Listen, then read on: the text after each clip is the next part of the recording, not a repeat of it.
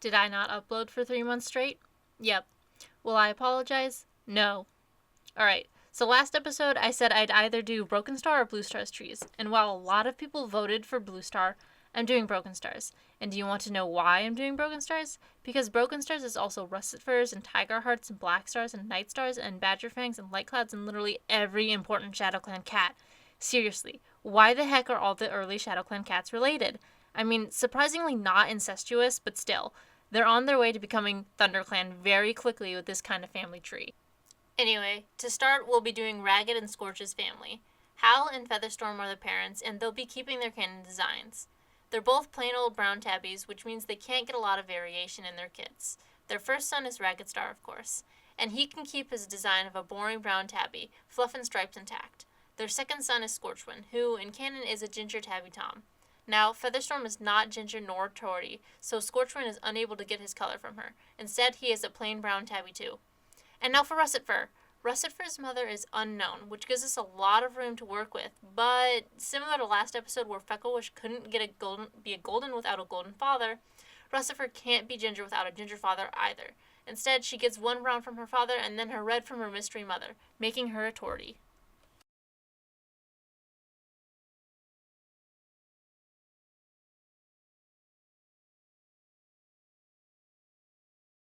And now for Rollenclaw. One of my favorite leaders purely for the reason he's a bad leader, because we need more variation in our leaders, honestly. They are either good, evil, or do whatever the plot needs them to. Rowanclaw's parents are Scorchwind and Darkflower, making him the nephew of Raggedstar and cousin to Brokenstar.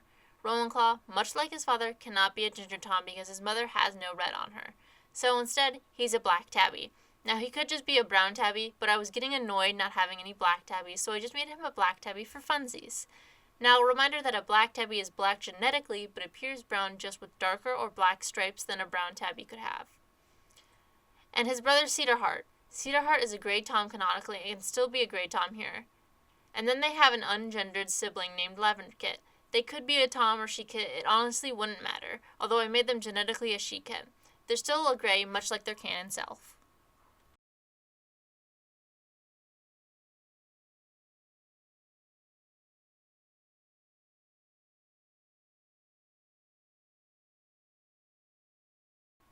And since we've done Tawnypelt in a previous episode, we can move on to her and Rowan's kits. Now, Tigerheart can still be a brown tabby, so, much like Brambleclaw, he looks more like canon Tigerclaw than genetically accurate Tigerclaw does. As for his sister Dawnpelt, much like the rest of his family tree, she cannot be ginger. Cream is the dilution of ginger, which is canon Dawnpelt's color, but without her mom being red or a toady and her father not being ginger, she isn't either. Instead, she's brown, but she keeps her dilution and becomes light brown instead. And Flametail. Flametail gets the Firestar treatment, straight into Dirthood. His shiny ginger pelt is replaced with a dark dirt color. No tabby stripes since he is not actively described as a tabby in the books. I did give him some cool flame markings to balance it out. And that's the Tiger 2 fam, basic gold brown cats once more.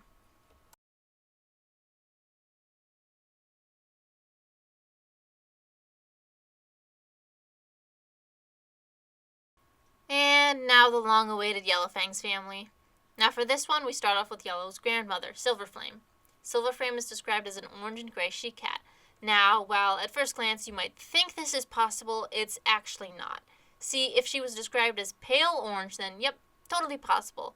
But a normal orange and a gray implies she's only partially diluted, which would be a possible as a mutation, but recall the rules I put in the first episode, mutations aren't allowed. So it's a quick fix. Silverflame is now a pale ginger and gray she-cat, a dilute toady. Ignore how ugly I made her look. Also, no cat would look how I drew her. I'm just very bad at dilute toadies. Silverflame's daughter is Brightflower. Now, we don't know Brightflower's father, but it doesn't matter. He would most definitely be a ginger or cream tomcat, because Brightflower needs to be able to get a red gene from both parents. So she's her normal canon self, a ginger tabby she-cat. Now, her mate Brackenfoot is technically possible. Maybe not specifically in the way he's described, but he could theoretically be a color point. A light color with a darker point like his legs. So yep, he's semi-canon design here. And now, Yellowfang herself. In my opinion, she fits her namesake a lot better, but her iconic gray coat is now scrapped for a cream ginger one.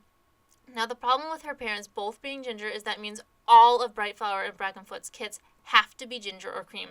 There is quite literally no other option for them. So, yep, Yellowfang is cream. Also, she's a false tabby. All red cats appear as tabbies, but genetically, they might not be. This is the case for pretty much all of the Bright Bracken kits. Rowanberry is canonically a cream and brown she-cat, almost possible disregarding her parents if the brown patches were light brown. But, like I said before, brown patches have to go. She might be getting the brown from her parents or grandparents, but her parents both passing down a dominant red gene overrides it.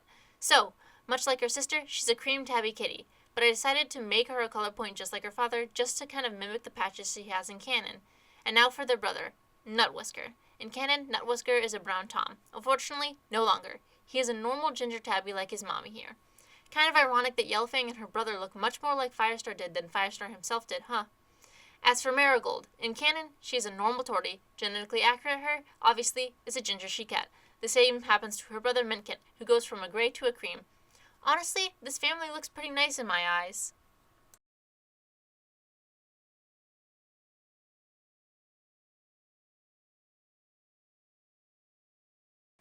And now on to Yellowfang's kits. And of course, Brokenstar is the focus. Brokenstar is no longer a brown tabby. Because his mother passes on her red gene, Brokenstar is now a ginger tabby tom. Weirdly, he's kind of like Firestar now, isn't he? Minus the green eyes. And his sisters Hopekit and Wishkit both become torties because they receive red from their mother and black/brown from their father. So this entire family is very changed. Now on to a random tangent about an AU again. This one I call the Broken Father AU. So we all know Brokenstar trains kits way too young and also kills them for funsies. Well, what if it was the opposite? What if instead of killing kits, the reason Brokenstar was so evil was because he killed the parents? We all know Brokenkit was treated poorly by Foxheart and other adult figures too. Because of this, he grows up harboring a resentment towards parental figures. As he grows up, he's relatively the same ambitious, mean cat, but he has a softness towards kits, especially those who are mistreated, outcasted, or generally are alone or weaker than others. When he receives Stumpy Paw as an apprentice, he sees how his father, Clawface, treats him and kills him. Stumpy Paw is in awe of Broken, and Broken appears to protect him and his brother Cinderpaw, as well as the other kits. Broken does not trust the parents of the nursery kits and keeps close eyes on them. He plays with the kits often and earns their trust.